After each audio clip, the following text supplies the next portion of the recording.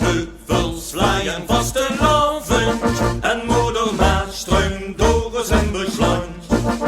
Met chances in de mensen die hier leven, heuvels zijn altijd een vriendschapsband.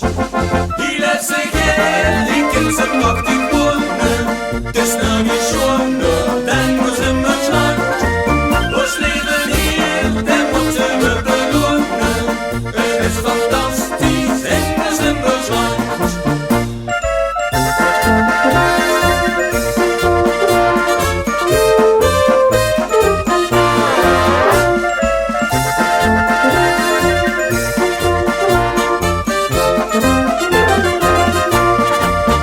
In Bourgondisch hou je van het leven, een kroeg, een feesttent of een restaurant.